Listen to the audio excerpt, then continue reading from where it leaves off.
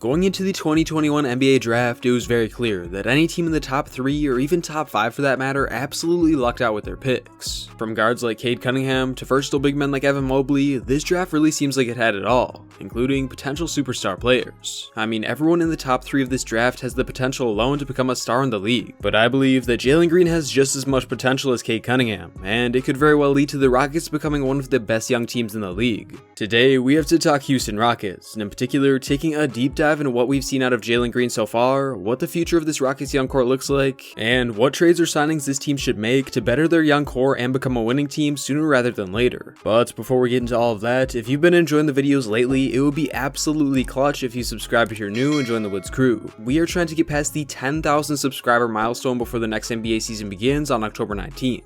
And about 95% of you guys watching aren't even subscribed. So if you just hit that sub button below, we could actually get to that goal very quickly. Not to mention, I would just really appreciate it. Back to the Rockets though, because to say the least, Jalen Green has been the star of the show for the Summer League, and we just had to talk about the good and the bad that we've seen out of him so far. Now don't get me wrong here, I know, this is just Summer League, so the places where Green has underperformed might just be because he doesn't have the pressure of fighting for a roster spot like all the other guys. And I'm also not going to blow the good things out of proportion either, because like I said, it's just Summer League and the competition is not as good. All of that aside, after tuning into almost every Rockets Summer League game, I have to say, I am very impressed with what Jalen Green has shown us in this time. Although he only played in a handful of games because of an apparent injury, I saw what I needed to see. That this man is a walking bucket on the offensive end of the ball. It was very clear that Green had no fear, and he was taking some tough buckets that most players don't take, let alone make unless they're veterans. Green made it known right away that he was fearless on the offensive end of the ball and already had the scoring abilities of a solidified NBA player. Between the deep threes to the step back mid-range, whenever I watched this man when his jump shot was locked in, it just seemed like it was all net, dead-eye accuracy. And the stats don't lie about it either. Take this with a grain of salt because of what I mentioned about the Summer League earlier, but in the 3 games that he played in, Jalen Green averaged 20.3 points while shooting the ball over 50% from the field and 3, which is elite to say the least. Green also averaged 4 rebounds and a couple of assists as well, which is definitely promising. Personally, I believe that Jalen Green has been so good right off the bats because of the G League experience, because if you watch closely, there were quite a few instances where this man was using NBA moves that aren't even legal in college or overseas basketball. For example, there were a few times where Jalen Green used the James Harden move that everyone has been calling a travel, and if you didn't know what this move is, it's basically using a gather step and then 2 regular steps to create even more space between you and your defender. In college or even overseas, this would get called for a travel almost every single time. But because of the G League experience, Jalen Green was able to develop moves like this, which in my eyes sets him ahead of a majority of the rookies already. But although Green was great scoring wise in his first few games, we just had to talk about some of the potential negatives we saw, because even though it was a very small sample size, if we're going to talk about the good, we have to talk about the bad as well. It was clear that Jalen Green was a bucket on the offensive end of the ball, but it definitely came at somewhat of a cost, being that he averaged almost 2.5 turnovers in his 25 minutes of playing time. Now, is this brutal by any means? Absolutely not. But it definitely is something to keep an eye on, because if Green struggles with turnovers, it could definitely hurt the flow of the Rockets offense until he gets it under control. Other than that, we have to talk about the defense too, because even though defensive guards are a dying breed in the NBA, Jalen wasn't exactly the greatest on that end of the ball against the Summer League competition.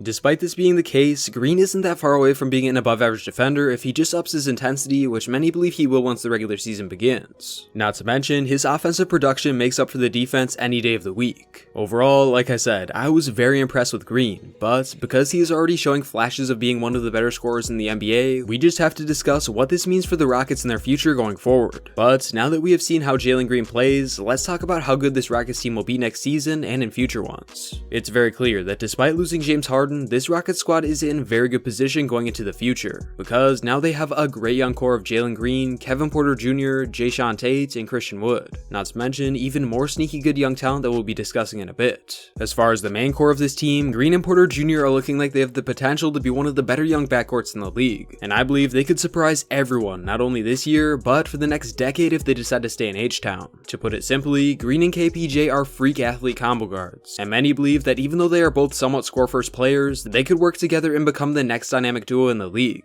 And I can see this happening for sure. I think that this duo will feed off of each other, and when one guy gets hot, the other one will as well, and they could take over games night in and night out. Jalen Green showed in the Summer League that he can score on all 3 levels of the floor, and we already know that KPJ can do this as well, which is what makes this duo truly scary to me. If you have two guards that can create their own shots anywhere on the floor, whether it's driving to the paint, hitting a step back three, or mid-range, the offense will open up in a big way. Defenses will most definitely be focused on clamping up this duo, which will lead to their teammates getting wide open. And if the young guards can consistently make their outlet passes without turning the ball over, all I have to say is the NBA better watch out, because this duo could take the league by storm. But aside from the backcourt, this team also has Christian Wood, who has shown that he can stretch the floor and be a consistent scorer as well. And because of this, the Houston backcourt will likely have a wide open floor to score wherever they want. But will this lead to more wins for this team right away? Well, at this moment, it's difficult to say how any team with a significant new addition will perform. But if this team stays healthy, I believe they could very well make a little bit of noise this year with their young core. Don't get me wrong here, I'm not saying that this team will dominate in the West in their first year with Green because it's simply unrealistic. But what I am saying is there's a very good chance that this Rockets team improves a solid amount compared to last year. If you take a look at the standings from last year, this team was dead last in their conference. But with the addition of Green, I think the Rockets will definitely have the potential to be better than teams like the Thunder, Kings, Wolves, and maybe even the Pelicans and Spurs. Now, I might just be overhyping the KPJ Green duo, but I just can't see how their offensive versatility won't lead to a solid amount of wins for this team, especially if they make some additional moves to get more pieces on their timeline. It's no secret that after the James Harden trade, this team was put in a very strange spot, because sure, they had some young talents on the roster like Christian Wood, but they also had a lot of veterans like John Wall, DeMarcus Cousins, and Victor Oladipo. Because of this, the Rockets didn't know if they could win now or if they needed to rebuild. But now that they know they have one of the better young cores in the league, it's very apparent that they should build around them and get rid of guys that aren't on the timeline. So with that being said, let's just get right into some moves this team could make. I think that the key for this Rockets team in building around their young backcourt is getting guys that can defend and stretch the floor. Because although Kevin Porter Jr. and Green are somewhat okay defenders, they will likely need great defending players surrounding them. And there's no better player to trade for in my eyes than Miles Turner of the Pacers. If you have watched any of my other trade videos, you would know that Miles Turner is a guy that would fit perfectly on almost every team, and to say he would be great on the Rockets is an understatement. Turner is a 25-year-old 7-footer who could be one of the best rim protectors in the league, and he can shoot over 40% from 3, which allows him to stretch the floor as well. This would be the perfect guy to add to this team, being that Turner is young, provides defense, and will allow the Rockets backcourt to thrive even more on the offensive end of the ball. Not to mention, they wouldn't give up any of their key pieces to get this deal done. In the instance of this trade, I think the only way the Pacers do this is if there's a third team involved that gave them solid assets. The Rockets get Turner, and the other team involved is on a win-now mission and acquires John Wall. The question is, who's the most likely third team? Well, even though many have said that John Wall's contract is unmovable, I think the Boston Celtics could potentially be interested in this trade. In this deal, the Rockets would send off John Wall to the Celtics and draft capital if needed to the Pacers. The Pacers would send off Turner to the Rockets, and the Celtics would ship off Al Horford and Chris Dunn to the Pacers. At the surface, this deal is a lot, but for each team, it does make sense to make this move. For the Celtics, it has been clear that they need someone better at the guard in order to win at the highest level, and if they don't trust their new signing Dennis Schroeder, this could be a solid move for them to make. Sure, John Wall has one of the worst contracts in the league, but it expires in just 2 seasons, not to mention there's still a chance that he bounces back to his former self. For the Pacers, they make this move to continue getting draft picks to help build for the future or use as trade assets. And being that Sabonis could play the 5 if needed, they're definitely open to getting rid of Turner. Not to mention, they would also be getting 2 solid players in Chris Dunn and Al Horford. Dunn would be a great fit alongside LeVert and Brogdon with his two-way skills, and Horford could be a solid piece they could flip or have come off the bench as well. At first glance, this is an overall win-win trade for all of the teams, and I believe this could definitely go down if these 3 teams are involved. If this trade were to occur, this would also allow the Rockets to flip their new center Daniel Tice,